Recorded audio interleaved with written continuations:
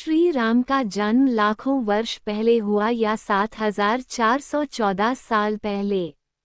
आखिर क्या है रहस्य? ऐसा माना जाता है कि मनुष्य का जन्म करीब 53 लाख वर्ष पहले हुआ, जबकि आधुनिक मनुष्य का जन्म करीब 3.5 लाख वर्ष पूर्व हुआ था। विज्ञान के अनुसार करीब 450 पीढ़ियों पूर्व से मानव सभ्य होना प्रारंभ हुआ था। यदि हम श्री राम के जन्म बात करें तो शोध कुछ और कहते हैं और पुराण कुछ और। आओ जानते हैं कि आखिर में सच क्या है। श्री राम का जन्म त्रेतायुग में हुआ था। युगों की धारणा हमें पुराण और ज्योतिष में 3 तरह से मिलती है। पहली वह जिसमें एक युग लाखों वर्ष का होता है, और दूसरी वह जिसमें एक युग 5 वर्ष का होता है, और तीसरी वह जिसमें एक युग 1250 वर्ष का है। पहली, पुराणों के अनुसार श्री राम का जन्म त्रेतायुग और द्वापर युग के संधि काल में हुआ था। सतयुग लगभग 17,28,000 वर्ष, त्रेतायुग 12,96,000 वर्ष, द्वापर युग 8,64,000 वर्ष और कलियुग 4,32,000 वर्ष का बताया गया है। कलियुग का प्रारंभ 3102 ईसा पूर्व से हुआ था। इसका मतलब 5125 वर्ष कलियुग के बीत चुके हैं। उपरोक्त गणना से अनुमानित रूप से श्री राम के जन्म को द्वापर के 8,64,000 जोड़ कलियुग के 5,126 वर्ष इक्वल्स 869,126 वर्ष अर्थात 8,69,126 वर्ष हो गए हैं।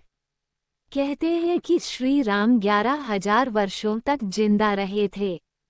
परंपरागत मान्यता अनुसार द्वापर युग के 8,64,000 वर्ष जोड़ राम की वर्तमानता के 11,000 वर्ष जोड़ द्वापर युग के अंत से अब तक बीते 5,126 वर्ष इक्वल्स कुल 8,80,116 वर्ष।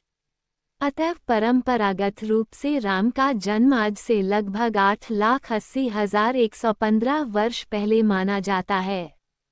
दूसरी, 1250 वर्ष का एक युग की पौराणिक मान्यता के अनुसार प्रत्येक युग का समय 1250 वर्ष का माना गया है।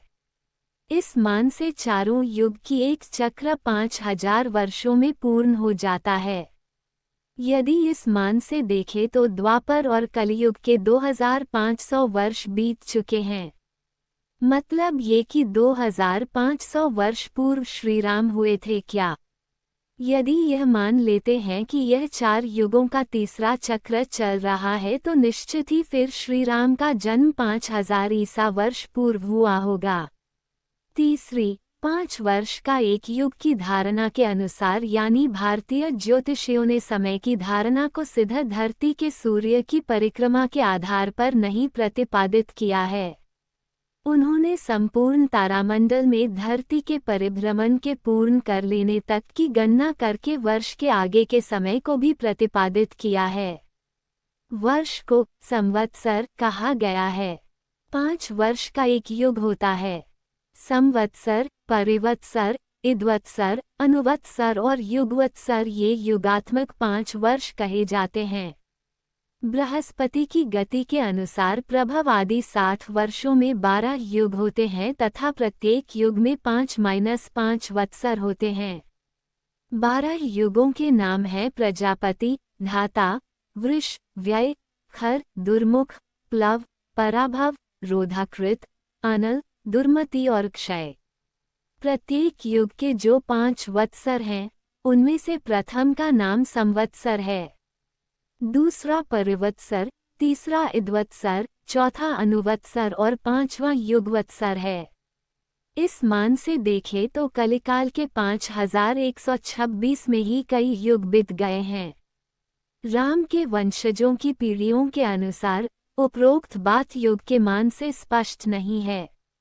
दूसरा ये कि यदि आप श्री राम की वंशावली के मान से गणना करते हैं तो ये लाखों नहीं हजारों वर्ष की बैठती है। जैसे श्री राम के बाद उनके पुत्र लव और कुश हुए, फिर उनकी पीढ़ियों में आगे चलकर महाभारत काल में शल्य हुए। एक शोधानुसार कुश की 50वीं पीढ़ी में शल्य हुए, जो महाभारत युद्ध में कौरवों की ओर से लड़े थे। इसके अलावा शल्य के बाद बहत्क्षय, उरुक्षय, वत्सद्रोह, प्रतिव्योम, दिवाकर, सहदेव, ध्रुवाश्चा, भानुर्थ, प्रतीताश्व, सुप्रतीप, मरुदेव, सुनक्षत्र, किन्नराश्रव, अंतरिक्ष, सुषेण, सुमित्र, बृहद्रज, धर्म, कृतजय, व्रात, रणजय, संजय, शाक्य, शुद्धोधन, सिद्धार्थ, राहुल, प्रसेनजित, क्षुद्रक, कुलक, सुरथ, सुमित्र हुए। वर्तमान में जो सिसोदिया, कुशवाहा, मौर्य, शाक्य, बछला और गहलोत आदि जो राजपूत वंश हैं वे सभी श्री राम के वंशज हैं। जयपुर राजघराने की महारानी पद्मिनी और उनके परिवार के लोग भी राम के पुत्र कुश के वंशज हैं। महारानी पद्मिनी ने एक अंग्रेजी चैनल को दिए इंटरव्यू में कहा था कि उनके पति भवानी सिंह कुश के 309वें वंशज थे।